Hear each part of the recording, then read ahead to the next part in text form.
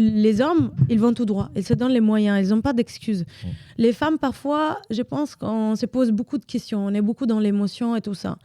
Donc, là où on peut nous ralentir nous-mêmes, je pense qu'il faudrait juste se dire, si je n'ai pas gagné, c'est parce que peut-être je ne me suis pas assez entraînée ou parce que je me suis posé trop de questions.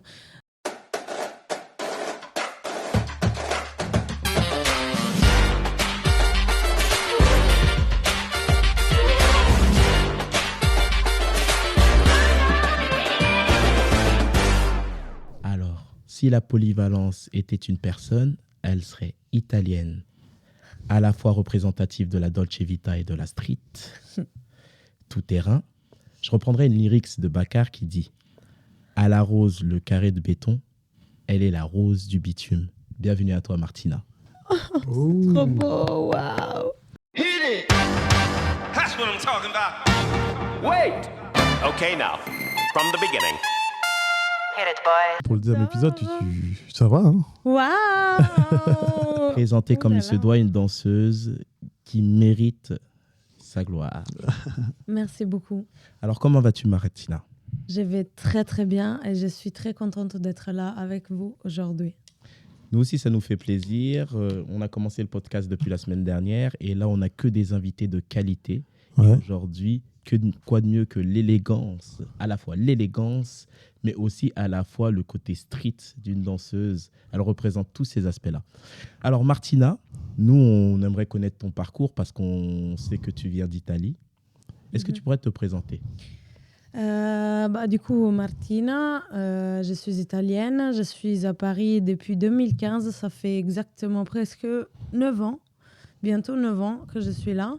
Et j'ai commencé la danse avec des danses traditionnelles italiennes, danse de salon, donc tout ce qui est chez nous ça s'appelle valzer, mazurka et polka. C'est des danses traditionnelles italiennes qui se dansent à deux, en couple du coup. Et je faisais des compétitions, toujours passionnée par tout ce qui est danse à deux.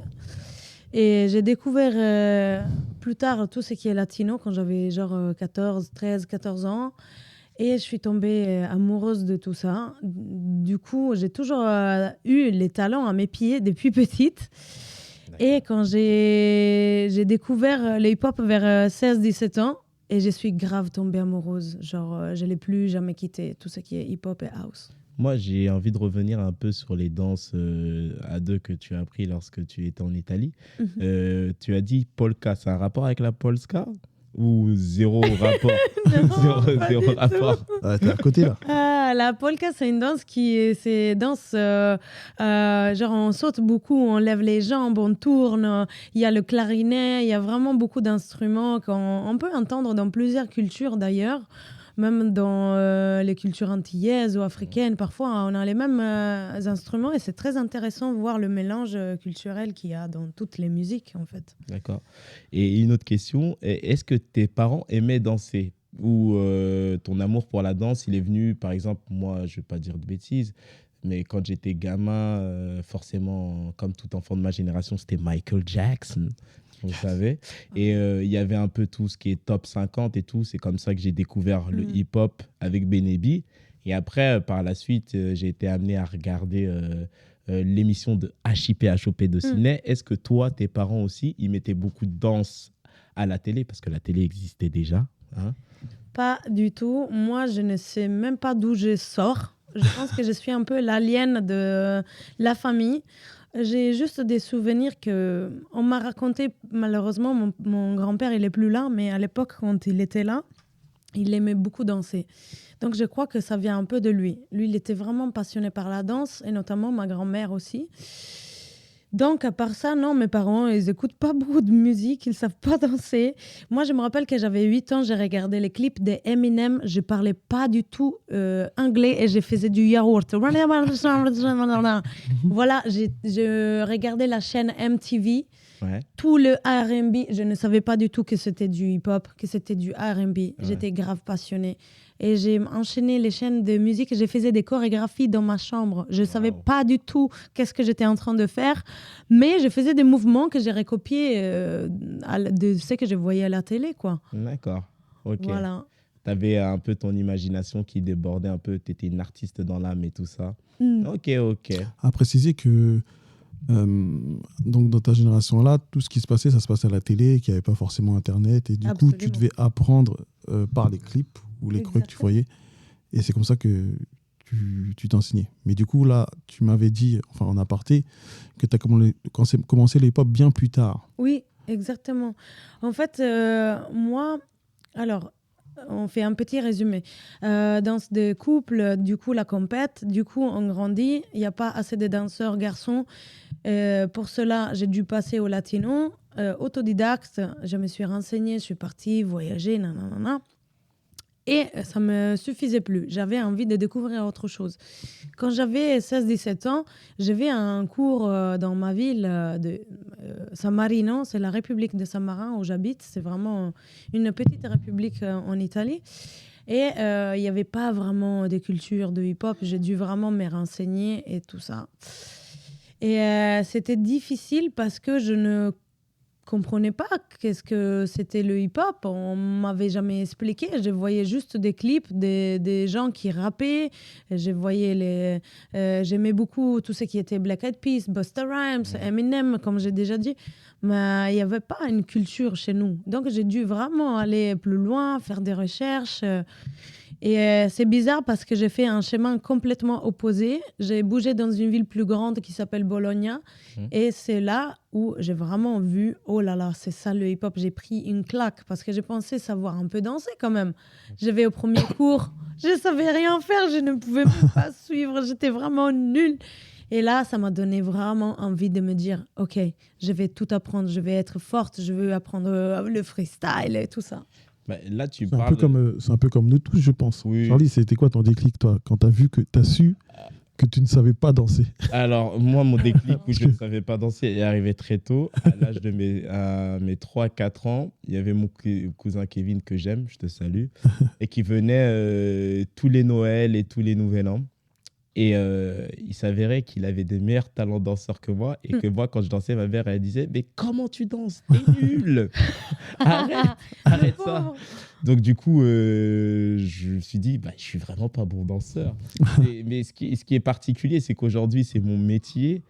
Mais je pense aussi parce que je suis de la génération de Benebi. Benebi, bon, je suis plus jeune, mais c'est à cette époque-là qu'il y avait les clips de Benebi. Et c'est le mélange Michael Jackson, Benebi, New Kids on the Block, Step by Step. Ooh, baby. New Kids on the Block. On peut applaudir la voix quand même. Waouh! Et tous ces trucs-là font que c'est comme ça que j'ai commencé à danser. Mais j'aimerais revenir sur un truc, parce que tu parles de...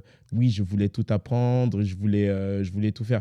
Est-ce que la compétition, parce que tu en as fait quand tu étais plus jeune, ce que tu nous disais au début du podcast, est-ce que c'est que le fait de faire beaucoup de compétitions, ça a créé un peu cette détermination chez toi qui a dit, quand je vais faire un truc, je le fais à fond et je vais y arriver? Je pense que c'est exactement ça. J'ai eu cette empreinte de mes profs de danse depuis petite et je n'ai jamais aimé perdre. Je déteste la lose. Donc, quand je perds, aujourd'hui, j'apprends des leçons, j'évolue.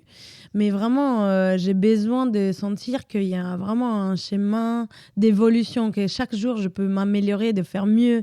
Et j'adore la compétition. Je ne sais pas d'où ça vient, mais vraiment, c'est ancré en moi.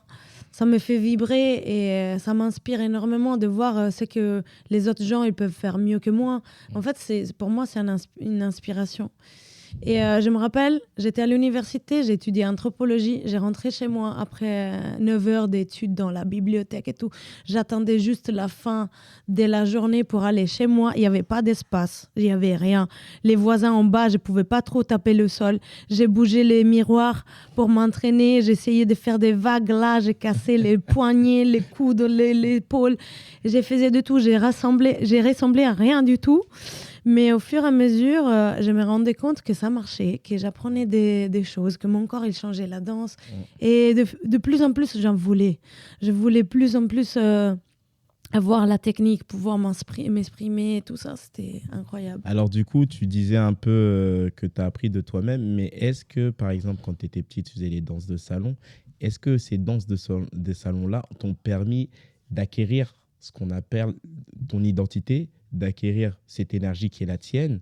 Est-ce que ça t'a motivé? C'est pas motivé, mais est-ce que ça t'a permis de dire, bah, moi, je viens de là et je vais transmettre ce que j'ai appris, mais je vais le dénaturer tout en gardant mes deux amours qui sont les danses de couple et les danses de hip-hop. Ouais, ça c'était la question de toute ma vie.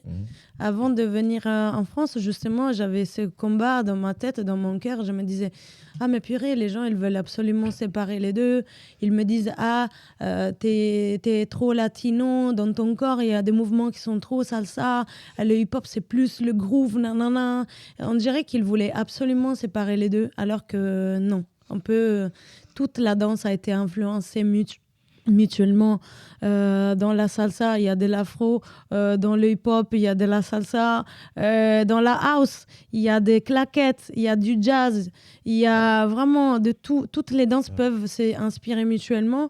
Et c'est quand je suis arrivée à Paris et j'ai vu vraiment cette richesse culturelle. Les gens qui avaient le même background que moi, genre ils avaient étudié et la salsa et le hip-hop, je me suis dit, mais en fait, c'est possible de mélanger les deux. Ou même, si on ne veut pas les mélanger, mais ton corps, il a des gestuels, des vocabulaires différents. Et pourquoi tu dois te priver d'une danse pour pouvoir faire une autre, tu vois? D'accord. Et c'est ça la force de l'art, c'est de pouvoir s'inspirer des autres et de créer, recréer et ainsi de suite. Alors moi, j'ai une question, parce que j'ai de très bons amis qui sont en Italie aussi, mais je ne leur ai pas demandé et j'étais en face de moi. As-tu une idée à peu près de quand la danse hip-hop a pu arriver en Italie? Moi, je sais que dans les années 80, il y avait un gars qui s'appelle Maurizio qui a fait beaucoup de choses pour la culture break en Italie. D'accord. Et après, moi, j'étais pas très renseignée à cette époque-là parce que j'étais même pas née. Moi, je suis née en 91. Donc, j'ai connu plus tard la culture hip-hop. Et je sais qu'il y a vraiment un mouvement qui s'est créé. Il y a un peu les anciens, tout ce qui est Byron Claricia, Spunky, mes enseignants qui ont beaucoup fait. Je me permets de t'interpeller. Byron, il n'est pas français? Oui, il est français justement, il vient de Sarcelles. Ouais. C'est un ancien sarcellite qui a décidé de vivre en Italie et il a beaucoup, beaucoup transmis à la culture italienne. D'accord. Et beaucoup fait pour le hip-hop en Italie. D'accord, ok, voilà. C'est intéressant. C'est vraiment très intéressant de ce côté-là. Alors, une autre question. Tu as grandi en Italie, forcément. Est-ce que tu écoutais un peu tout ce qui était hip-hop italien, ces trucs-là, ou tu étais vraiment tourné, comme beaucoup, vers l'Amérique? Par exemple, moi, j'ai mis du temps avant d'écouter du rap français, parce que le hip-hop américain était un peu plus chanté. Il y avait ce côté un peu mélodieux qu'il pouvait y avoir. Et le rap français a fini par avoir son identité par la suite. Est-ce que toi, t'écoutais de la musique du rap italien ou t'écoutais, je sais pas, des boys bands ou ce qu'on appelle l'eurodance? Ah ouais. Je suis passée par là, moi aussi. C'est sûr que l'influence américaine a été présente dans toutes les cultures en Europe, je pense. Du coup, comme je te disais, Eminem, Busta Rhymes, moi j'aimais beaucoup tout ce qui était R&B, Gwen Stefani, Michael Jackson, j'adorais vraiment, je m'inspirais beaucoup de lui. Et oui, c'est vrai que quand j'avais 14-15 ans, il y avait des rappeurs, Fabri Fibra, Nestlé. J'écoutais beaucoup Nefa. Nefa, c'est un rappeur incroyable, un compositeur, poète. Maintenant, il est pas trop rap, il est passé sur le côté commercial, mais c'est vrai que j'ai découvert après tout ce qui est rap italien et culture de hip-hop italienne. Mais il y en a et c'est très puissant en Italie maintenant. D'accord. Oui, j'ai vu qu'il y a une très, très grosse communauté qui se développe et qui fait même des featuring, des fois avec de gros rappeurs français comme SCH ou autres. Maintenant, j'aimerais parler de ton arrivée en France. Qu'est-ce qui t'a poussé à venir ici? Et c'est pas commun forcément aussi de dire, bon, là, je plaque tout. Je tente ma chance. Je tente le tout pour le tout. Comment ça s'est passé? Alors, je me rappelle, j'étais à l'université à Bologne Et je n'arrêtais pas de penser à la danse. Je sortais de la bibliothèque, j'avais qu'une pensée, toujours m'entraîner la danse. Je veux danser, je veux aller loin, je veux vivre de ça. Et je voyais des amis italiens qui étaient venus en France. Ils me parlaient souvent du 104 à Paris, qu'il y avait des danseurs de ouf. Et du coup, ce 104, on dirait le temple de la danse. Ça nous attirait énormément. En plus, il y avait la Juste Debout School, les gens qui venaient de toute Europe pour apprendre la danse à Paris. Moi, depuis l'Italie, je voyais que les plus forts, mes inspirations, Mamson, Babson, Icy, les Capella, les Malcolm et Richard Claes Empassi, que c'est mes anciens. Tu vois, ces gens-là, ils étaient à Paris et moi, je me suis dit, je dois aller là où il y a les plus forts. C'est impossible que je reste ici. Moi, je veux vraiment me challenger, aller plus loin, évoluer et peut-être me faire former, je ne sais pas. J'ai sauté dans le vide. Vraiment, j'ai senti quelque chose qui m'appelait. Et quand tu l'as annoncé à tes parents, parce que tu étais à l'université, on connaît, hein, la danse, souvent, c'est considéré comme une passion et non un métier. Ouais. Un métier. Qu'est-ce que t'ont dit tes parents? Alors, mes parents, heureusement, ils n'ont pas eu grand-chose à dire parce que j'ai terminé mes 3 années. J'ai quand même pris ma licence avec une bonne note, donc ça va. Mais mon papa, il m'a dit, de toute façon, tu vas rester 6 mois et tu vas revenir. Vas-y, amuse-toi, fais tes expériences. Là, ça fait presque 9 ans que je suis à Paris. Waouh, c'est incroyable. Et disons qu'ils n'avaient pas trop confiance. Ils avaient peur parce que, comme tu l'as dit, la danse, ça s'est vu beaucoup comme une passion, un métier un peu qui ne paye pas trop, tu vois. Oui. Bon, après, c'est un peu le cas aussi. Ouais, c'est le cas aussi. Mais nous, on fait ça parce que ça nous rend heureux. C'est la passion, c'est la flamme.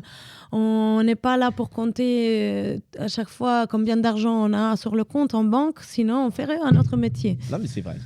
Voilà. C'est une vraie question. Alors, là, on a commencé le parcours. Tu arrives en France.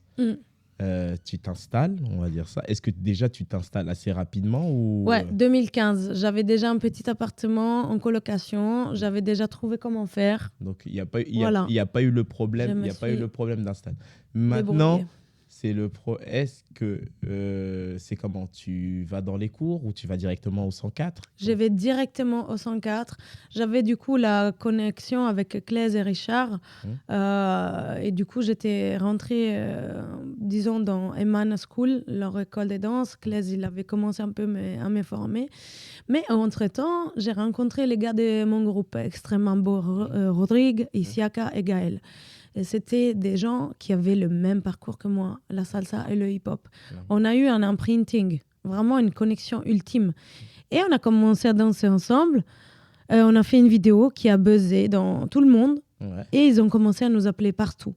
Du coup, disons que j'ai un peu quitté cette école avec Claes et Richard et je suis allée tout de suite dans le côté professionnel. D'accord, parce qu'en fait, quand tu étais avec Claes et Richard, tu n'étais que dans le hip-hop, alors que quand tu as rencontré Rodrigue, il y avait encore cette notion de danse de couple qui était là et qui t'a du coup attiré comme ça.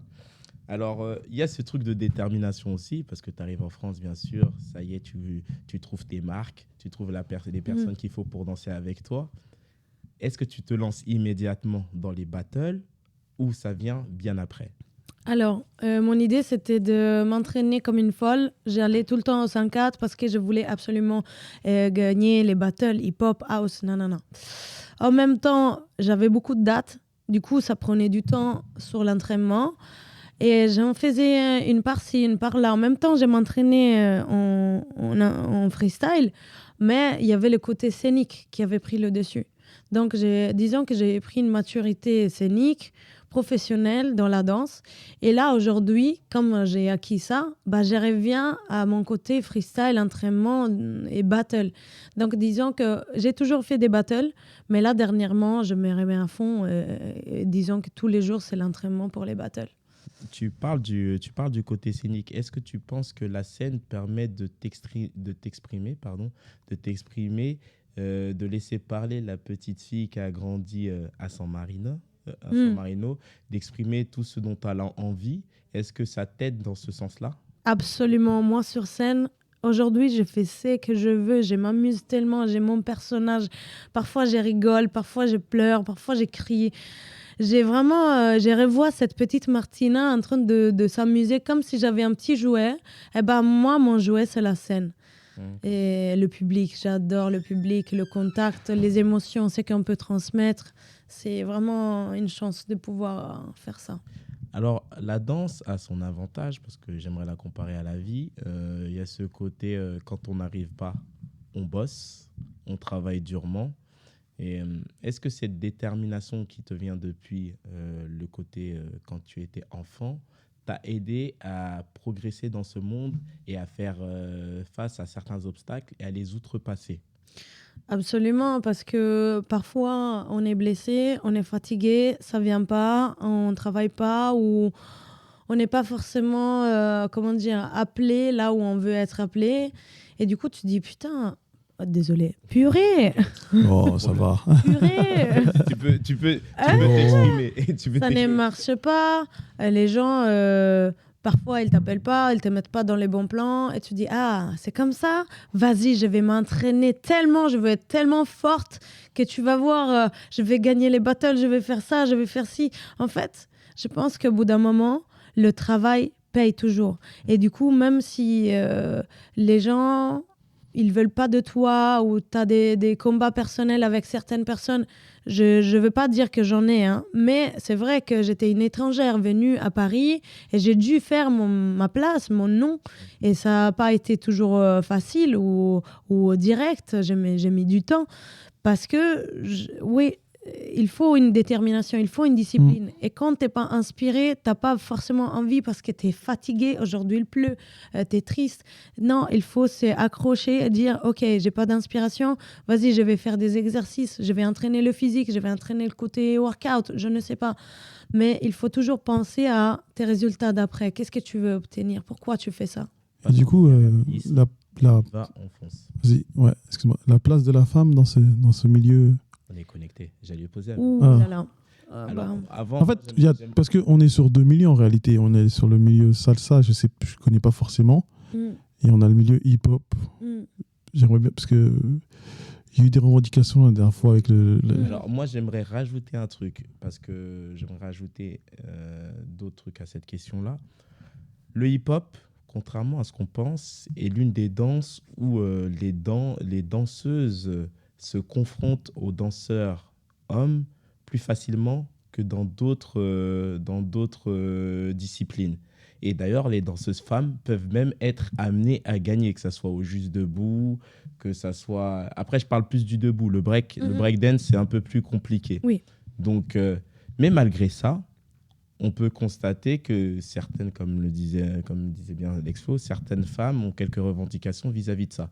Là, je parle de l'aspect de la danse. Après, je reviendrai sur un autre aspect. Est-ce que tu penses que toi, en tant que femme, il peut arriver qu'on te mette des bâtons dans les roues parce que tu dis, ouais, je suis une femme, c'est pour ça que là, j'ai pas gagné. Ok. Alors, commençons par les principes. Le commencement du commencement. La danse hip-hop était créée par des hommes. Donc, c'est normal. C'est un milieu masculin. Oui. Il y a beaucoup d'hommes dans ce milieu-là. Mais ce qu'ils ont fait, les hommes, c'est qu'ils nous ont ouvert les portes. Ils nous ont dit, venez avec nous, on va faire un truc ensemble. Parfois, comme vous êtes fort physiquement, c'est vrai qu'il y a de la prestance physique. Vous pouvez faire plus facilement des acrobaties, je sais pas, vous avez plus de force. Du coup, parfois, c'est plus impactant de voir un homme faire certains passages parce que les hommes, ils vont tout droit. Ils se donnent les moyens. Ils n'ont pas d'excuses. Les femmes, parfois, je pense qu'on se pose beaucoup de questions. On est beaucoup dans l'émotion et tout ça. Donc, là où on peut nous ralentir nous-mêmes, je pense qu'il faudrait juste se dire, si je n'ai pas gagné, c'est parce que peut-être je ne me suis pas assez entraînée ou parce que je me suis posé trop de questions.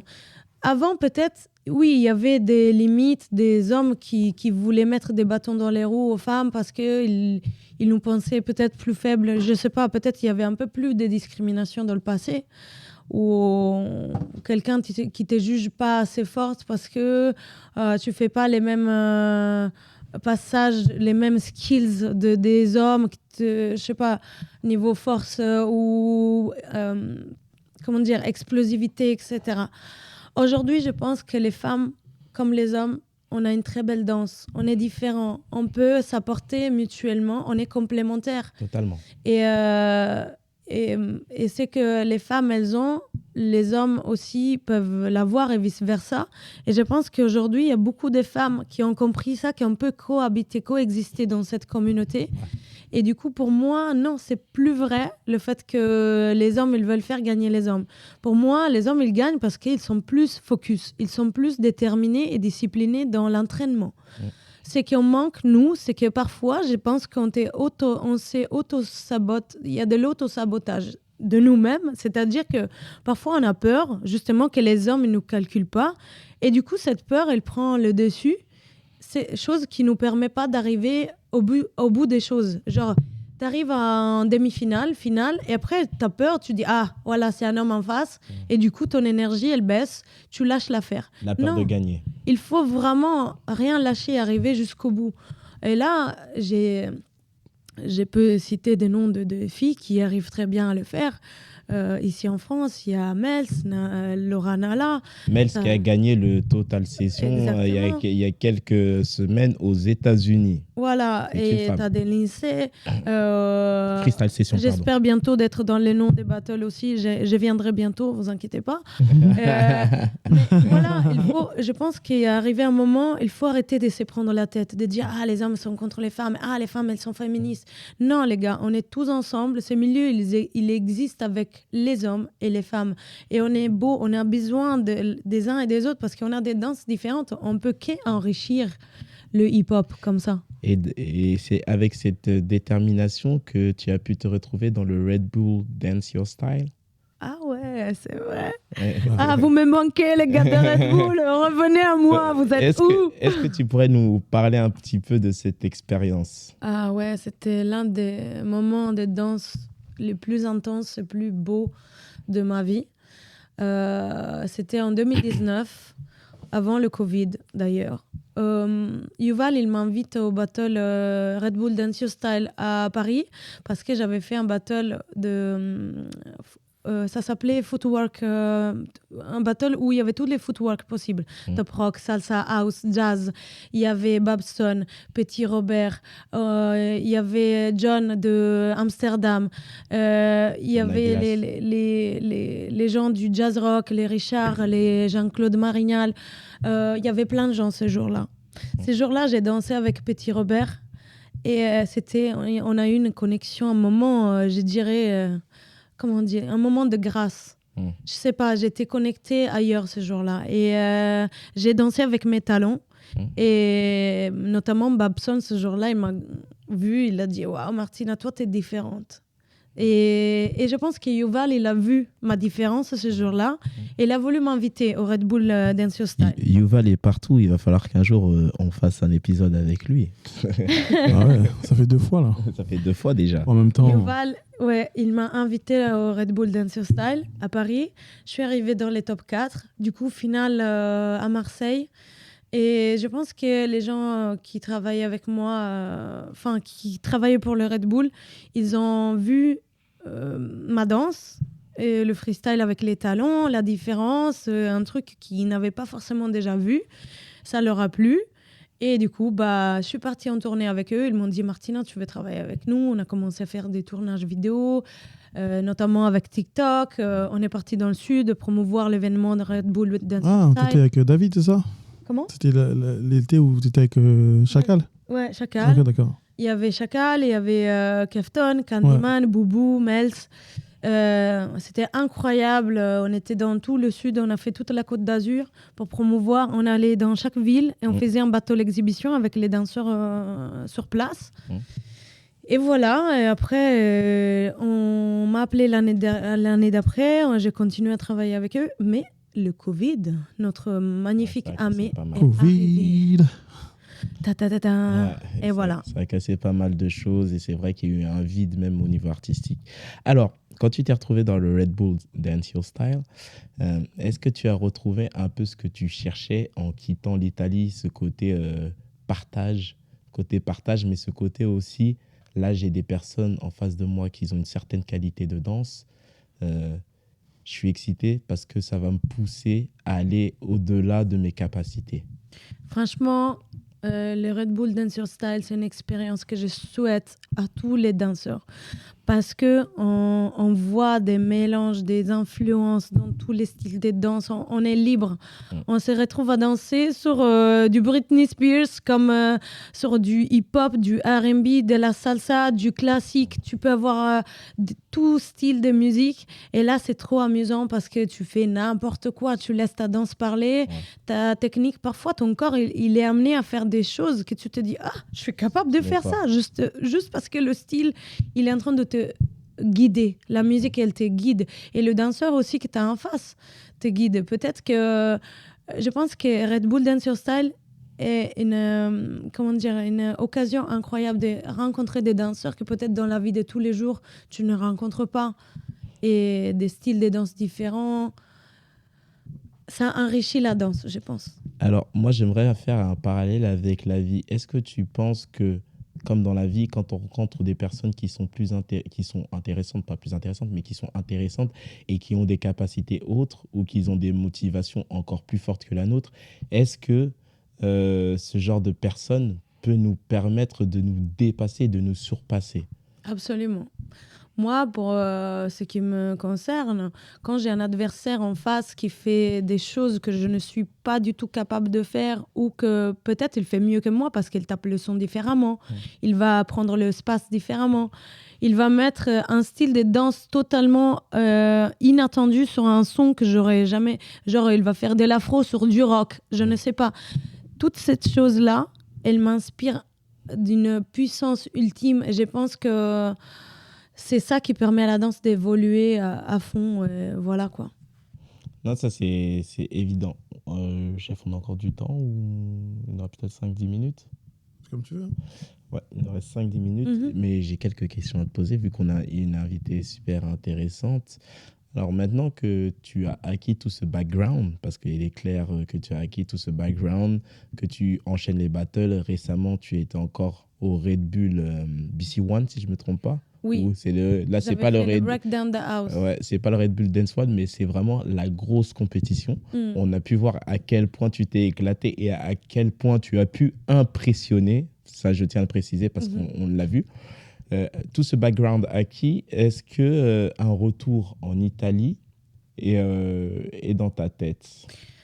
Un retour en Italie, tu veux dire quoi? Si les gens ils me voient en Italie? Si par exemple, tu peux te dire, bon, maintenant, avec tout ce que j'ai appris et tout ce que j'ai reçu, est-ce que je serais moi-même enclin à aller en Italie pour enseigner ma façon de voir les choses et de danser? Alors, c'est sûr que j'aimerais bien transmettre ma connaissance, tout mon savoir maintenant en Italie. Mais je pense que je n'ai pas du tout encore terminé mon processus. J'aimerais bien habiter peut-être plus tard dans une autre ville. Je n'ai pas encore terminé de faire le tour du monde. Là, je suis dans une phase de ma vie où je veux vraiment voyager, apprendre, échanger. Là, je vais aller en Corée, en Japon. Je vais retourner dans les États-Unis. En fait, j'ai envie vraiment d'abord prendre tout ce qu'il y a à prendre. Manger toute la culture du monde, toute la danse, le savoir que je peux. Et après, plus tard, peut-être, je rentrerai en Italie à donner, transmettre tout ce que j'ai pu savoir. Je suis d'autant plus d'accord avec toi que je pense que dans la vie, parce que là, tu fais un métier artistique, mais dans d'autres métiers, c'est pareil. C'est faire vraiment le tour du monde, acquérir les informations que nous devons avoir pour pouvoir par la suite savoir où nous allons. Et je pense qu'il n'y a rien de mieux que le voyage. Et je pense qu'on devrait conseiller aux jeunes de voyager même avant de commencer à travailler pour moi, pour savoir vraiment ce que l'on est.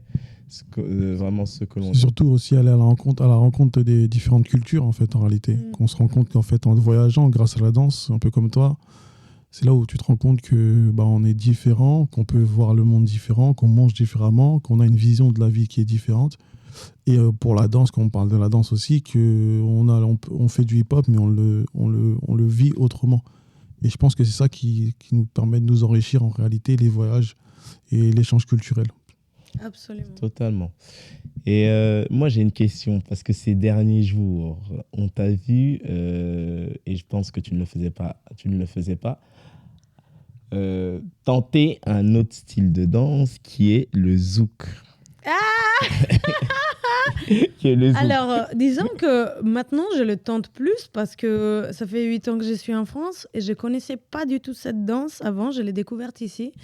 Parce que ici, j'ai beaucoup d'amis antillais et je suis tombée amoureuse de cette culture, de cette musique, de cette danse. Et malgré moi, comme j'aime beaucoup sortir, je suis une fêtarde. À chaque fois dans les clubs, il passait du zouk. Au fur et à mesure, je suis une danseuse. C'est une Donc, spécialité française. Zouk ou kizomba? Zouk ou kizomba? Zouk. Zouk, Kizomba, zouk. encore, c'est plus dans les soirées particulières. J'ai découvert la kizomba aussi également. Mais le zouk, en fait, je suis vraiment tombée amoureuse de cette danse qui est très OK. Il y a côté sensuel, côté connexion entre hommes et femmes ou whatever. Mais elle peut être aussi très, chorégraphique, si on veut. On peut faire des spectacles, on peut faire des compétitions. Aujourd'hui, c'est pour ça, je me suis lancée dans la compète avec mon partenaire parce que les anciens du zouk, ils essaient d'étaler un peu plus la culture parce que ça se perd entre les jeunes. Il y a d'ailleurs ce fameux débat sur est-ce qu'Aya fait du R&B ou fait du zouk, et Aya assume le fait qu'elle fait les deux et son amour pour le zouk. Il faut donner les lettres de noblesse à ceux qui le méritent. Et du coup, tu t'es mis dans le zouk et ça t'a amené aux Antilles. En Martinique, ouais. On a gagné à Paris le Code du Zouk, qui c'est un concours de zouk qui ont décidé justement les chanteurs, les anciens du zouk, les gens de la culture antillaise. De mettre en place cette compétition pour amener un peu les jeunes à se réintéresser de leur culture parce qu'elles disent maintenant les jeunes ils veulent qu'aller en boîte, faire du chata et boire la fête et on perd le côté vraiment danse traditionnelle qui était transmise par les grands-parents, les parents, les tatas, et maintenant du coup ils essayent avec la compétition de dire ok, on ramène des choses de retransmettre dans notre culture. Et on a gagné à Paris. On est allé en Martinique, on est arrivé deuxième, malheureusement. Mais bien, déjà. On est content et j'adore vraiment. Je vous aime, les Antilles. Je vous aime. Je vous aime. Une dernière question avant de terminer, parce que le podcast arrive à sa fin. Si tu devais ramener une danseuse à cette émission, un danseur ou une danseuse, ça serait laquelle ? Oh là là, tu me poses cette question. Et pourquoi d'ailleurs ? Difficile. Là, j'ai pas le temps. Il y a trop de gens. C'est compliqué parce que j'ai plein de danseurs et danseuses. Une danseuse ou un danseur qui, tu penses, nous apprendrait beaucoup de choses à nous, mais aussi aux personnes qui écouteraient ou verraient ce podcast. Par leur savoir-vivre, leur sagesse, la perception de la vie qu'ils ont, le mindset qu'ils ont. J'ai envie de te dire Roots. Comment ? Barcelone, l'espagnol, Roots. C'est une danseuse de hip-hop. D'accord. Qui a fait beaucoup pour la communauté hip-hop et féminine et en général en Espagne. Donc, Roots, c'est une femme qui représente aussi côté guerrière, puissance, partage, culture. Elle a beaucoup fait pour la culture là-bas. D'accord. Après, un de mes danseurs préférés, que pour moi, c'est vraiment un ordinateur plein d'informations, c'est Icy. Mais maintenant, il est parti. Ils nous l'ont pris, les Chinois. Voilà, moi, j'aimerais bien Icy. Et Roots. Et Roots, et plein d'autres. Capella, Mamson. Je te donne plein d'idées, blablabla, des listes. Roots, Icy, Capella, Mamson, vous êtes les bienvenus si vous voulez venir. En tout cas, et un dernier truc, ta danseuse ou ton danseur modèle. Peu importe, ça peut être en France ou ailleurs. Ici pour le hip-hop. Ouais. Je dirais Capella et Mamson pour la house. D'accord, ok. On te remercie énormément, Martina, d'être venue et d'avoir partagé toutes ces infos, toutes ces belles paroles avec nous. Et on te souhaite le meilleur. Merci. Merci beaucoup. Peace, love.